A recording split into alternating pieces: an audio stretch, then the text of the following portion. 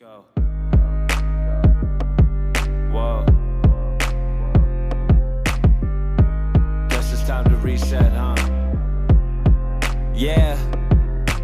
Focus on my goal, pursue my personal legend. I realize what I'm worth and I finally come to collect it.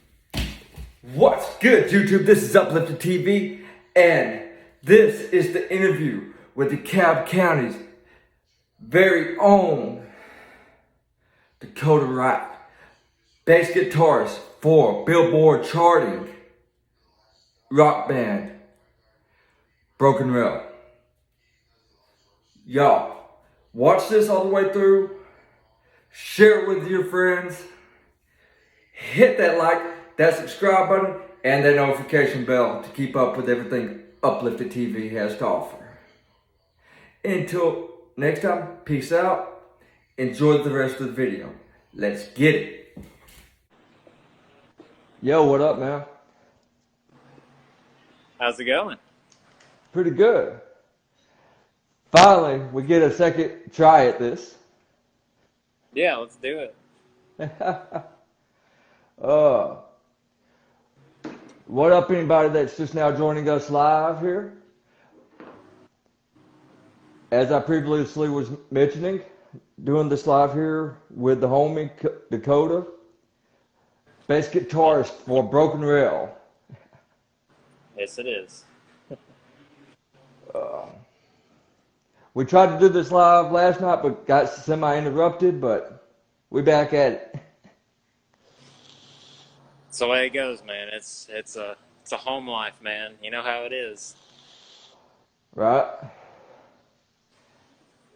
But, so anyways, for anybody who didn't catch the little bit of where we started yesterday, you know, for the people that sees it on YouTube, for the people who didn't get to see it yet last night, how did your start in BrokenRail get, happen? Sorry, give me 1 second. All right, man.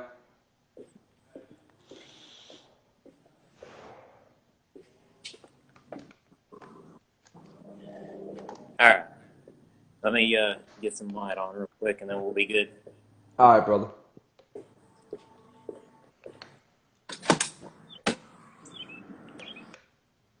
There we go.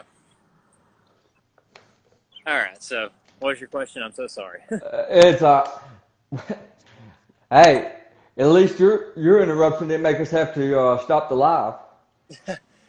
Yeah. Well, I was a haunted house out here, and that's where I'm currently at and everything. So, I was trying to find a place away from everybody, but at least had some kind of, daylight to me. So, Yeah. So, like I was saying, for anybody who did not catch that first bit during that live yesterday, how did you get your start in BrokenRail? I've actually been with BrokenRail since about 2017 now, back in April 2017.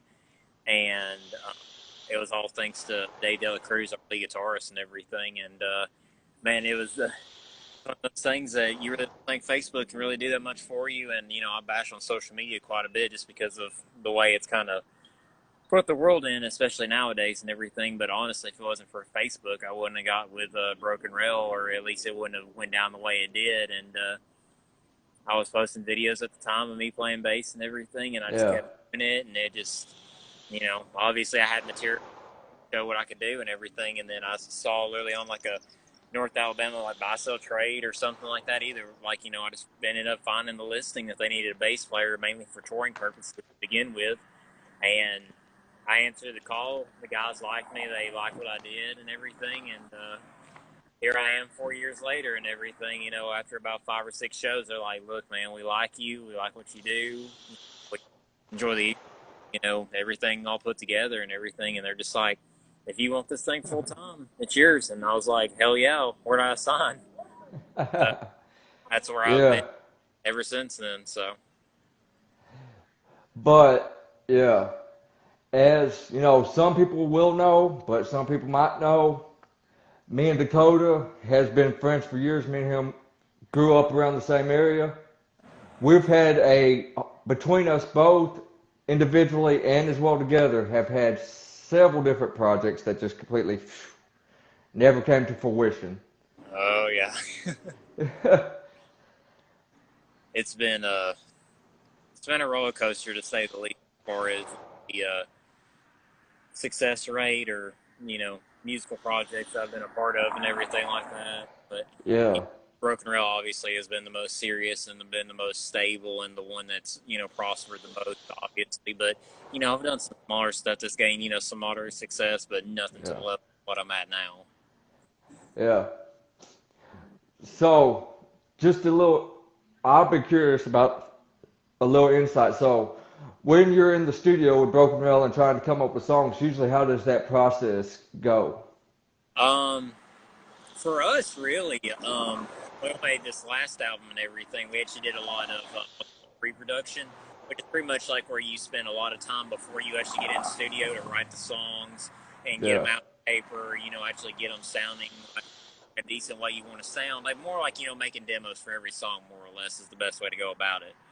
And that's pretty much what we did. But starting from the foundation, it pretty much like Dave coming up with like a riff to a song, and we play around with the idea and keep going with it. I start making bass lines to it. We start making drum beats to it. We definitely write most of our music, actually music first, and then we find the lyrics to go with it. We've hardly actually had any songs where the lyrics were there first and we wrote music to it. It's usually been we make the music and then we write lyrics to it. But yeah, lead singer Blake, he is just phenomenal with coming up with these ideas, just based off of sounds that we end up making and everything. And it just culminates and, we go back and forth and we toss yeah, around ideas, see what works, see what doesn't, and, keep pushing away. And then that's the end result that you end up getting out of it is just, what you end up hearing on the record. yeah. Well, I can say for one thing, dudes with the name Blake come up with good ideas. Oh yeah, dude. Blake's a monster, man. Like he's not he was a pretty intimidating looking guy.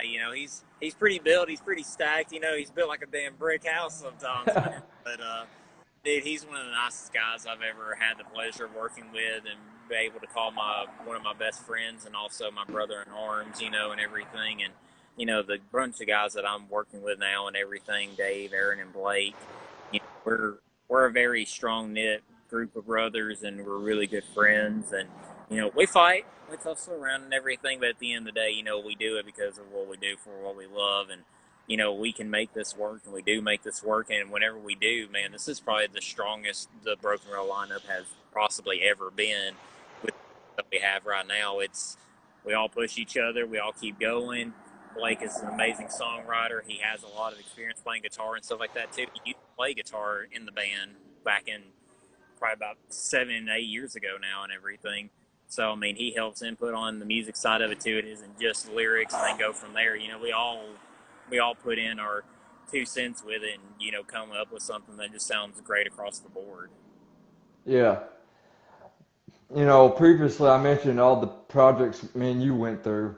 Yeah. Like, personally for me, it got to the point where I still always wanted to do something in music, but I knew at that point, especially living in that area, you know, the struggle. I decided I wanted to do something that depended on fully me. Yeah. I think I finally found my niche. Well, I'm very happy for you, my man. I'm glad that we're able to do this, and you got a great personality for it and everything, so I have no doubt you'll prosper with it, man. Exactly. And, as we've previously discussed, eventually it's setting up for me to eventually start producing my own beats and all that to, sell for, very reasonable prices, for Yeah. artists.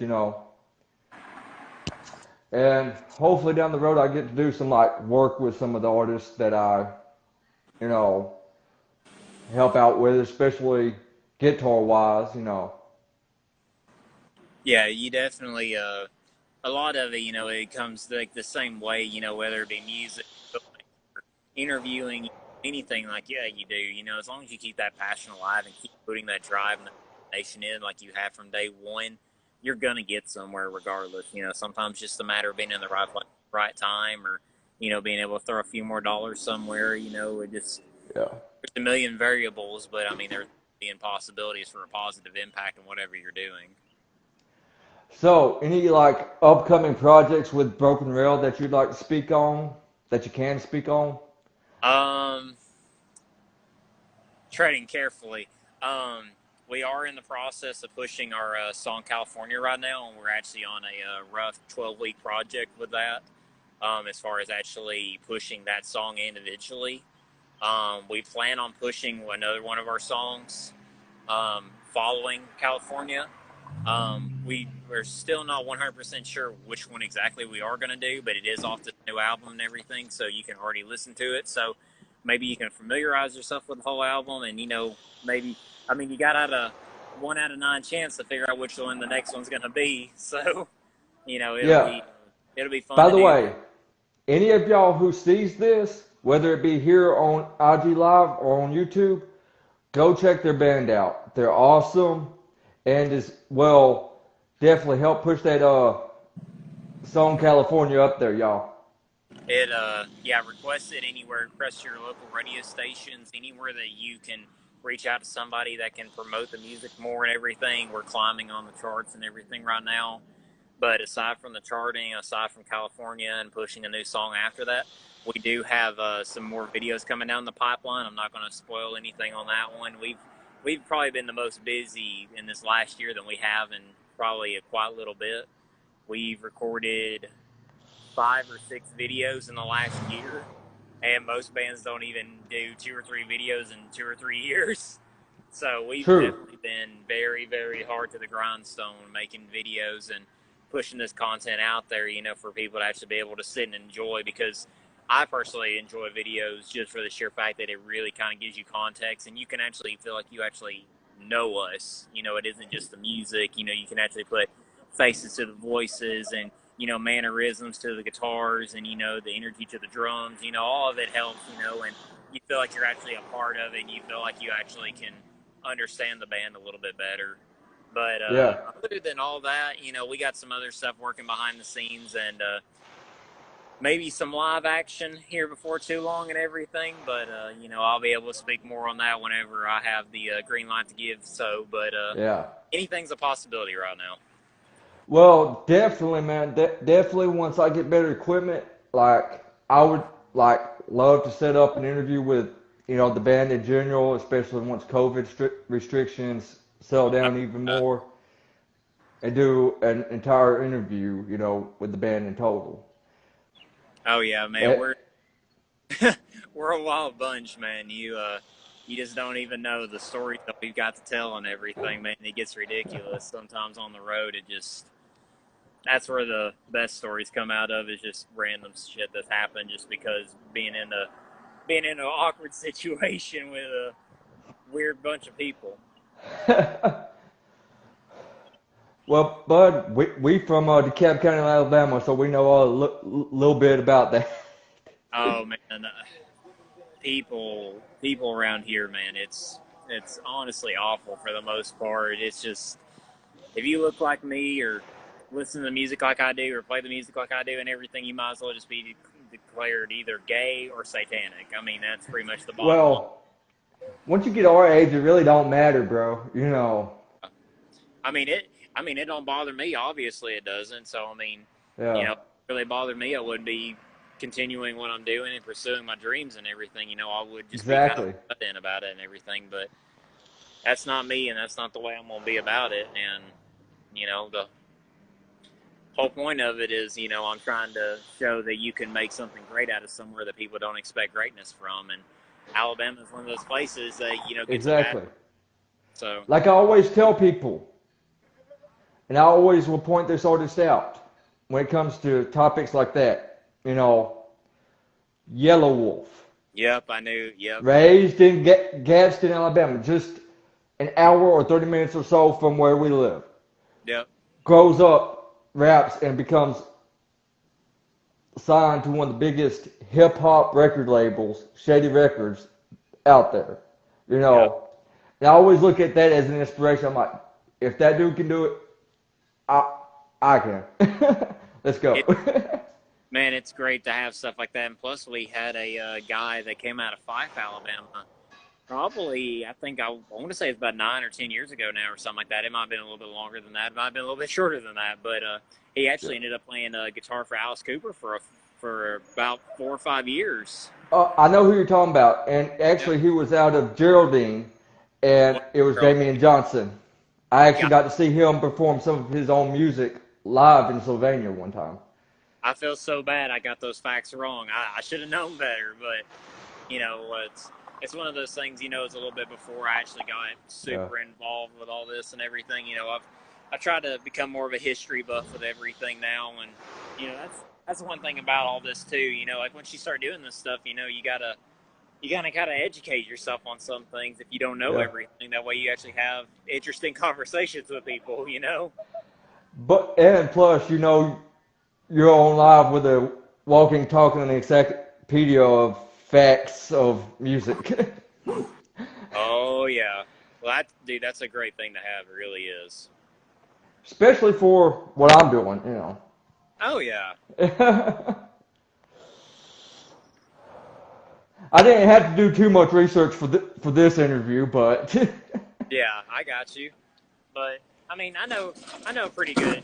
I know a pretty good bit yeah. of my common knowledge. Sorry, people are literally losing their mind behind me. So It happens, dude. it's Alabama, man. What do you expect? I'm so glad to be out of there. Believe you me, every chance I get to get away from Alabama is a blessing beyond the fact that anybody could ever imagine. But honestly, I'd rather be in Alabama than I would be in Montana, dude. Montana is awful. Like it's literally like Alabama but worse.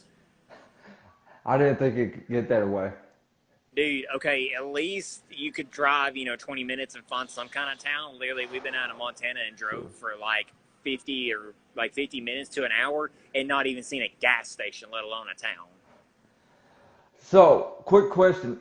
Out of all the shows y'all have done within the years that you've been with them, which was your favorite show ever? Um, Ooh, I that think I got him on the spot. I think that one honestly comes down between two different shows for me personally, because one was just because the memory it had. It was actually my 21st birthday show that we had out in Seattle, Washington, because obviously it was my 21st birthday. And whenever we got done with the show, it was actually out at the I wouldn't believe that it was the Viper Room out there in Seattle. And a lot of big grunge bands and stuff like that actually have played out there before and everything. Like, if I remember right, I think Nirvana's actually played there, and like the Beastie Boys and stuff like that. I mean, it's a small little venue, but it's got a name for itself. Either that, because after we got done with the show and everything, I walked out and I looked over, and the first thing I saw, like out in the middle, like 2 o'clock in the morning, was the Seattle Space Needle just lit up like a damn Christmas tree, and it was a beautiful moment, and I just loved, the sights that I had, and I loved the memory of having that. But other than that, it would actually probably have to be when we played Rockfest up in Dakotah, Wisconsin, and back in 2018. Because, dude, that thing was amazing. It was the first festival I've been a part of. And we played 4 times on that Saturday. But, dude, I saw so many bands play live. We ripped it. I was dead as hell. I was dehydrated. Like, all of us were miserable. It was hot. But, dude, it was probably the best time of my life, man. I feel you there, man. Sometimes, Like, I was going to say, sometimes, honestly, the days that seem like they go the worst is when you actually yeah. get the best shows, because you end up dealing with so much shit throughout the day, and then once you actually get out there on stage, you push so hard because your day was just so bad. And then you get out there and you literally just destroy, and you just let it all out. And it's more powerful than any drug. I have no intention of ever doing anything hard or anything like that, and that's not the way I go about it. But music is Same here. The only thing Uplifted TV does, and so does anybody who will see this. Yeah. But again, I live in a legal state, so it's all right. Hey, it's medical here now. Really? Just happened this week. Okay, did Alabama get sick and come down with a fever and actually do something right? But dude, that's happening. Dude, there's a there's a talk in DeKalb and Jackson County that there's going to be a casino that breaks ground within like the next 2 years, which means that gambling will be legal. Yeah, I know it's. I don't even know where to begin on that one. I don't understand how we've been able to make it to this part of it and everything. You know, I never thought that would actually be a possibility. You know, it's a At least not in our lifetime. It's a pretty big community based on well, Christianity and going to church. You know, this, that, and the other, and everything. So weed's off the table. You know, gambling's off the table. You know, this is off the table. That's off the table. You know. Bible Belt, y'all. Bible Belt. It's the Bible Belt every day. As always, would tell people, I believe the last 3 states to fully out legalize would be Tennessee, Alabama, Georgia. I honestly think Georgia would have a better chance of getting everything done before we would, honestly. I think Alabama would be at the very bottom. Yeah. Not at the very bottom, would be second to last. Well, you got to think Georgia and Tennessee at least already have a lottery. Yeah. So they already had that one up on us, man. We don't got nothing, man. We're lucky to get alcohol in some counties and everything. It's ridiculous. I know. But dude, as well. So, what was like some of your inspirations, like growing up, listening to music, that made you decide, hey, I want to be a musician? Man, for me, it was a lot of bands that just helped me through a lot of hard times, at least, you know, for music itself, you know, aside from just specifically, you know, bass playing. But for bands, it would be, you know, people up there with like 3 Days Grace, Shine Down, Papa Roach, Linkin Park, you know, like the new metal and grunge stuff of like the 2000s and the teens and stuff like that. But aside from that, you know, I got raised on like Kiss and Twisted Sister, Motley Crue, Rat, you know, all the hair bands and stuff like that. You know, I was raised on all that. And, you know, some of the first things I ever listened to, you know, as far as what I actively like sought out to listen to was Little Richard and Godsmack. And that's a weird combo, but man, I'd go back and forth between like the cassette tapes of Godsmack and Little Richard, and it was the time of my life, man. But you know, as I got to be a teenager, you know, that's when I discovered a lot more stuff like 3 Days Grace, Shine Down, Alter Bridge, Linkin Park, you know, Korn, you know, the list goes on. You know, it's pretty much, you know, a standard thing. You know, if you listen to one, you listen to them all. So yeah. But you know, that's my main music inspirations, just as you know, as a whole. You know, for bass playing, it's about the same. You know, there's a few notable people and everything like that from notable bands that, you know, I just, you know, when I started playing bass, they just ended up being the ones I started playing on just because I listened to their music so much, so it made sense. Yeah, I feel you there for sure, man. Like, when it came to bass, you know, me being, you know, formerly more into rock than rap, but now more into rap than rock. Yeah. My first instinct of a concept of a name that you might list as maybe one of them, Cliff Burton, Metallica. Yes, Cliff Burton is he's a monster, to say the least. That guy, it really sucks that he went way before his time, that I really felt like he should have. Like, Metallica would have been a whole nother animal had Cliff made it past the age that he did and been able to keep on the records like he did. You know, but Robert Trujillo, he does a fantastic job, and I'm very happy that he's a part of them now and everything. But, you know, it'd be like Cliff Burton. Billy Sheehan from Mr. Big is the big one for me. You know, people like Brad Walsh from 3 Days Grace, Eric Bass from Shine Down. One of the big ones for me right now, and has been for the last few years because I almost play 5-string bass exclusively now, has been Brian Marshall from Alter Bridge, because he plays 5 strings exclusively, and he hardly plays with a pick at all. He literally can do just amazing stuff just using his fingers, and just the dexterity that guy has to keep up with people like Scott Phillips and Miles Kennedy and Mark Tremonti is just incredible. Like, I've never, in our genre, that is huge. Yeah. So, anything you would like for people to know, any final words out there to the audience that you might, want to give them an insight on, or? Um, I would definitely say that whatever you decide to do, whether it be music or interviewing or, if you want to play sports, whatever the case may be, a lot of it is having the passion and the drive. You have to, even whenever you beat yourself down and you feel like you just can't do it anymore and then you're just kind of over it and done with it, that's when you need to push the hardest.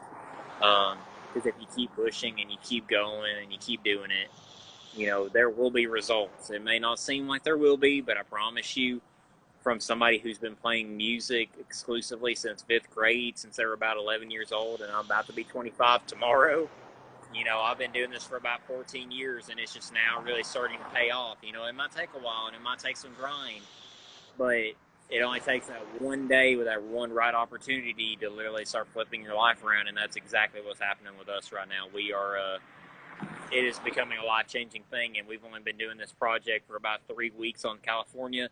So, I mean, we still got 9 more weeks of this to go, and there's no telling where we're going to end up at.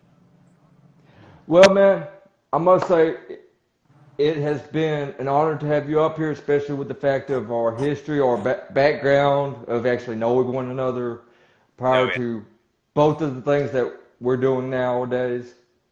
And, it's like a so real moment, it almost seems unreal, Yeah, it's like a dream, man. It really is sometimes.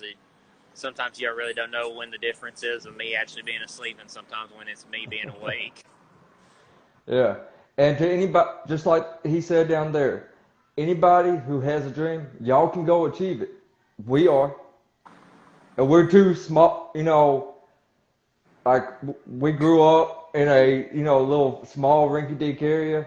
I went back and forth between that and the ghetto, which is where some of that, ties into my sort of whole rocker gangster kind of vibe that I give. But It's definitely one of those things that, even if you come from a place that's, I mean, like for a better word, just a complete shithole, that doesn't mean that that's what you have to become. I mean, really, exactly. You literally have to surround yourself with the environment that you want to be in, bring yourself in the upbringing that you want to have, everything's a choice with it, you got to do what you got to do, and, just... You got to work for it, y'all. You got to get out there and do it. Just do it. There is no want to. You have to do it. Either you do it or you don't. I mean, that's just the simple fact of it. Exactly, bud. So... That was a nice bike. Anyways, we're going to wrap it up here. I'm going to do my farewell bid. It was nice having you up here. Oh, I'm looking for so much. I'm looking forward for this to premiere on YouTube tomorrow because one thing I learned from my last interview is if you go do it live, do not put it to IGTV if you want to put it up on YouTube. Yeah. But for those who are watching this up on YouTube, much appreciation. Hit the subscribe button down below, give it a thumbs up, and hit that notification bell. For those viewing it live here, give me a follow. I'm pretty sure I'll push more into some rock stuff as well, along with my normal hip-hop stuff, because rock and hip-hop is me. That's who I am. I ain't one or the other. Man, it's music is a great outlet, man, and if there's anything I can leave off on is don't block yourself to just one genre. Everything has a root, everything comes from somewhere. So exactly. Spread your wings on it, man. I've literally listened to and played just about any genre of music in the world, honestly. I done jazz band back in college, and I've done concert band back in school, and I've done everything from marching band to concerts to jazz to rock to metal to even cover stuff. Unfortunately, we cover like country music, and I've done some rap stuff. I've done some hip hop. Just open yourself up. know. Always. And as I will always say to end this off with, this is Uplifted TV. Y'all have a wonderful day. Stay uplifted and peace out.